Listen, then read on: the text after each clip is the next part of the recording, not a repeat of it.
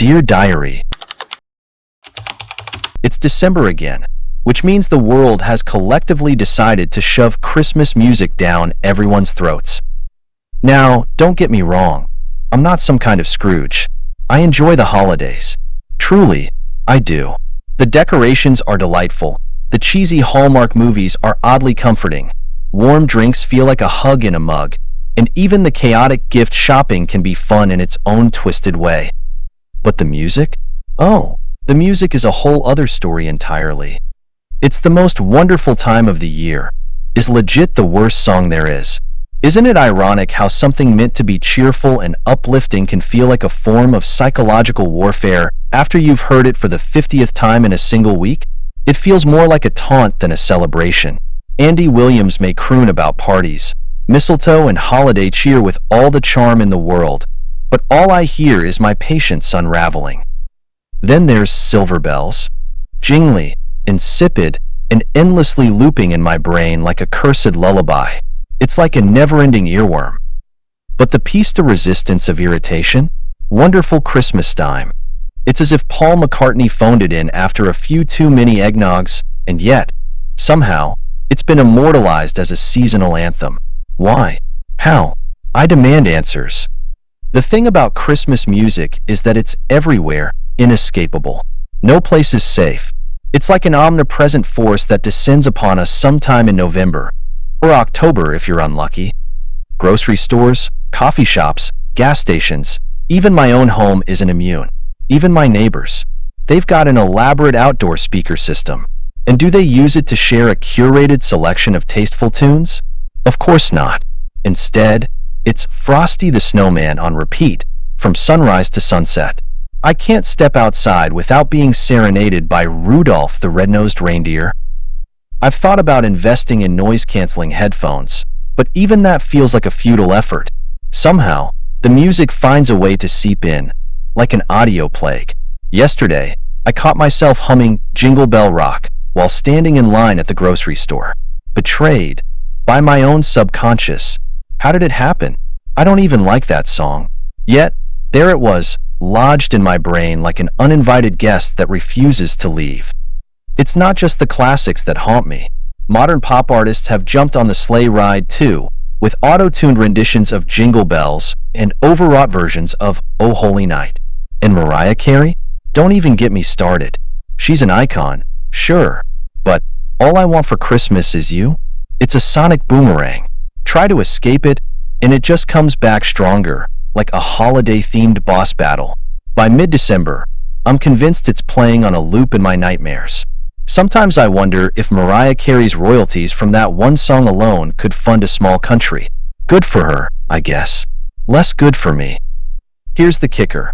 The invasion starts earlier every year.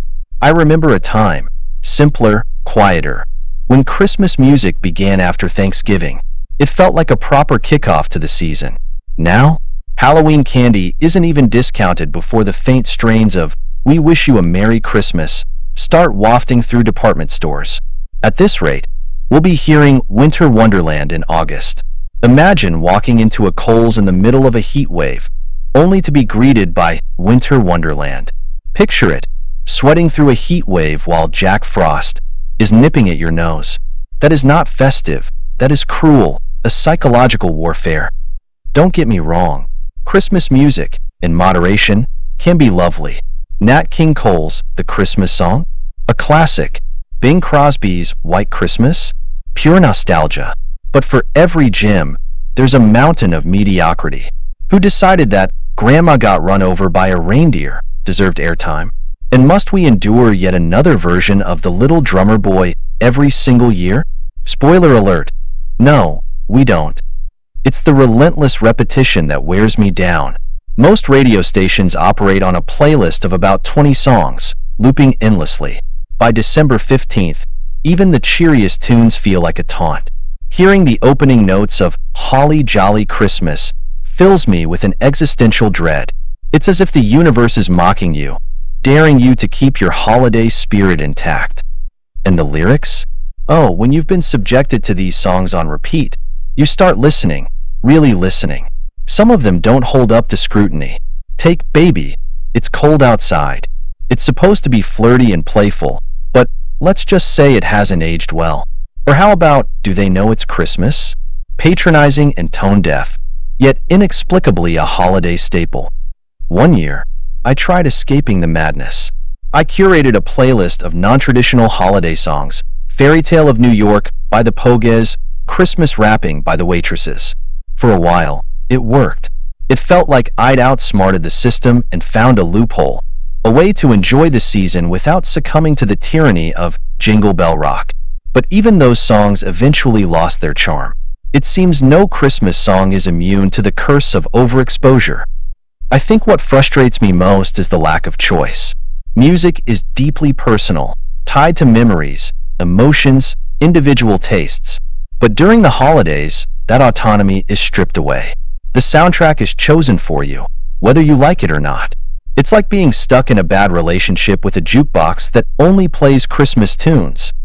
Of course, there are those who genuinely love Christmas music, people who sing along with gusto, hum cheerfully while shopping, and blast carols at home for fun. Honestly, I envy them.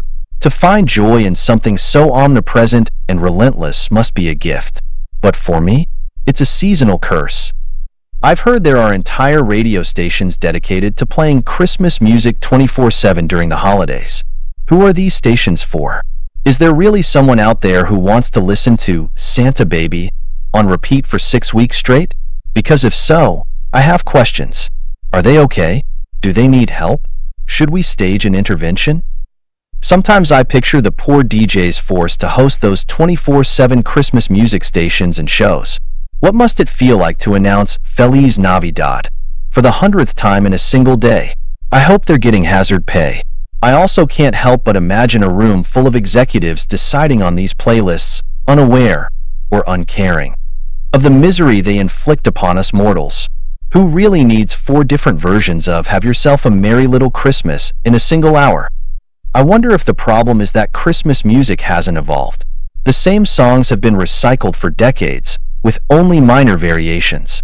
Maybe what we need is a new wave of holiday music, something fresh and innovative.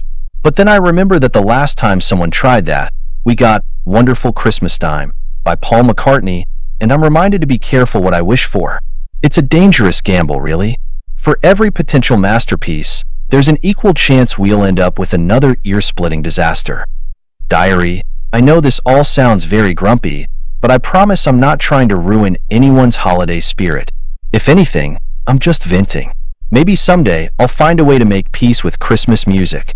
Maybe I'll learn to tune it out, or better yet, embrace it. But for now, I'll just have to endure it. It's only temporary, after all. Come January, the sleigh bells will fall silent, and I'll have peace, until November rolls around again. Until tomorrow, dear diary, I remain your perpetually jingled and slightly frazzled confidant. Diary sealed.